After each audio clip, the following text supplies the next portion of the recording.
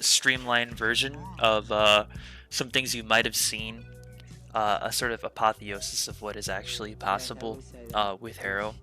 I'm not going to pull up the simulacrum, but I will show you the builds. So what I have here is just a build to take advantage of the multiplicative crit scaling, in particular in secondaries. For this particular build I utilize for level cap, we use the Tenet Diplos with no primer, with the exception of my Diriga with Arc Coil.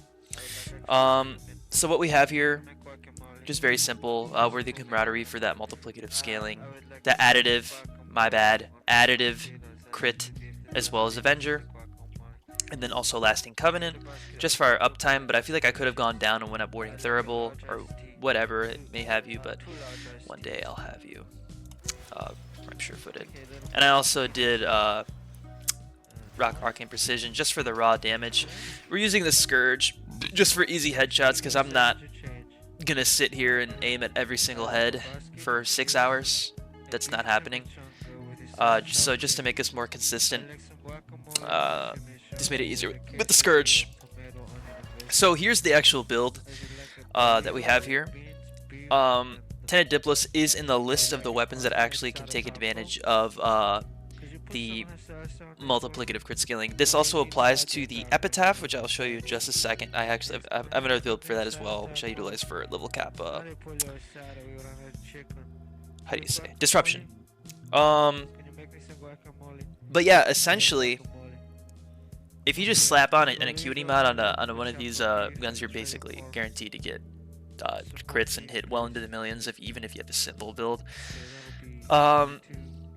So yeah, we just have Gunslinger, Crosshairs, Target Cracker, Magnetic Might, just to help out with more crit damage as well. Not that we especially need it. Galvanized Shot just because, and you'll see why I spec'd into Heat in particular here. But yeah, we're also using Deadhead for the added headshot multiplier. I know it's kind of silly, we don't need that much upfront damage, but you'd be surprised. It's more than welcome when you're not really utilizing a primer, with the exception of Diriga Arc Coil. So yeah, another variation of this you can do for a more single target focus damage, like far more single target, is a Cascadia accuracy setup on the Epitaph Prime. As you can see here, when you roll, you get 300%. This is a additive 300% crit chance on weak points. Yeah, and I don't know if I already explained this, but with Harrow, with his fourth ability, how his fourth ability applies this crit is 50 plus 50 plus 50 plus 50. So it is 4 instances of 50%, or however much evenly divided. You know what I mean? Four ways. However much is so it gets insane. Here's a variation you could. Oh, what the fuck? I guess I added a format. Fucked up my whole. Oh, it's because I'm using corrosive protection. I added a format here. This is Omni. What's wrong with me? But yeah, this is the variation I used a couple months ago. I haven't touched this variation in a long time. For level cap disruption. We are sub-zooming on Zada's Whisper in place of Penance. Yes, in place of Penance. I'm keeping Penance on this config. I feel like it's kind of a necessity most of the time, but if we're just going for big boom booms, Zada's Whisper for sure. I think we hit the negative like octillions. But just because you're breaking that damage cap, that isn't exactly reflective of the damage you're doing.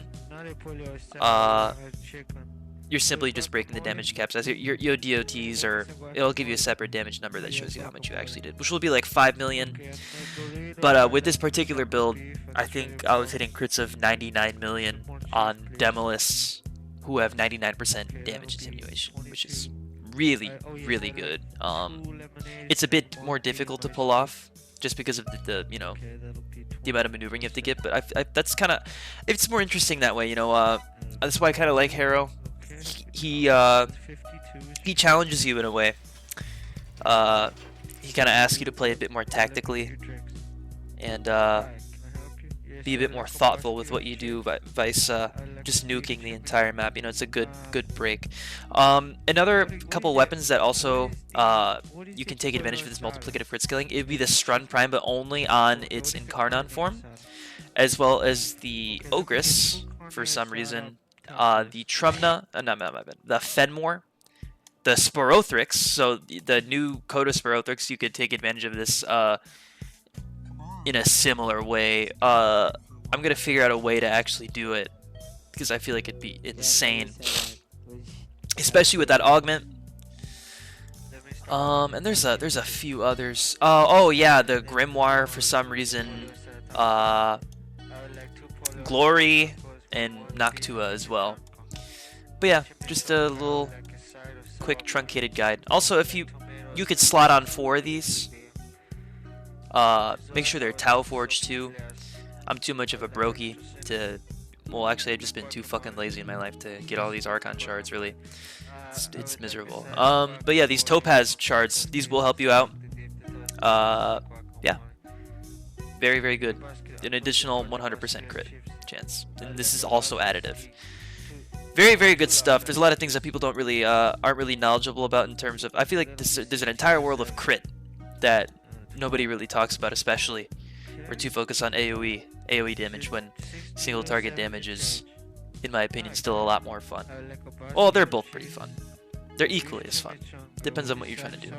But if you do want to break from just nuking the entire map, you know, pick up Harrow, pick up an Epitaph or a Tenet Diplos, click away at some heads. Be a good time. Cheers! Si je peux l'avoir, est-ce qu'ensuite autre chose je voudrais avoir? Solide ou rester la mâchoire? Oui, il faut le faire pour le voir. Lorsque t'as les jambes en poche.